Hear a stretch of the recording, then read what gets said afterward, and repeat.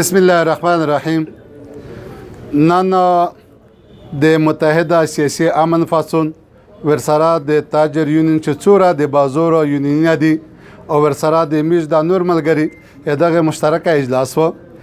او د میز درې اجنډې میز په دا باندې با چې یو چې کیما سیف الرحمن دی ورسره نور ملګری چې کیما د اواز شوی دي نو هغه په حواله باندې میز یو احتجاج هم ریکارډ کړی نو هغه باره کې ملګری دا باندې تغاو چې آیا په سرکار په دا باندې څوره فشار کړی دی نو په دا باندې باس وشو نو ویس میز بیا هم سرکار ته دا یایي چې دا کیما ساړي اواز شوی دي تر ریاست یې تو ذمہورادو نو میزه د فیصله وکړه چې دا د ریاست ذمہورادو د سرکار ذمہورادو دغه بازیاب کول نو میز مطالبه د میز فریاد د ریاست نه دی نو میز په هر صورت باندې د ساړي د نغوړي چې د میسته بازیاب او ورسره دا کیسه چې میزو مستقبل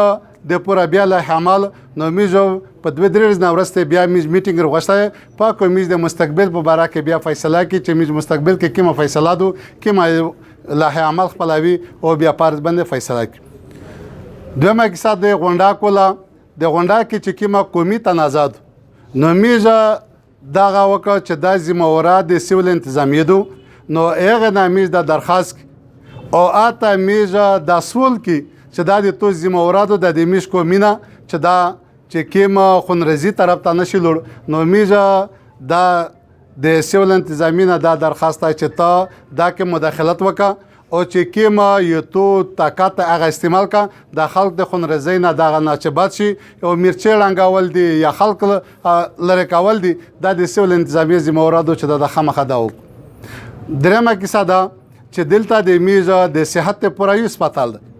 او هغه هسپتال چې کوم عملاتو هغه هم وس په احتجاج باندې نو هغه د احتجاج چې کوم د میزه ټول هغه د احتجاج حمایت هم وکړ او هغه چې کوم مطالبه دي جایز مطالبه دي نو هغه میز د حکومت مطالبه کې زر تر زر د هغه مطالبه یدې پیراشي چې د خلک کوم تکلیف ته چې د خلک هغه تکلیف نه هغه حل شي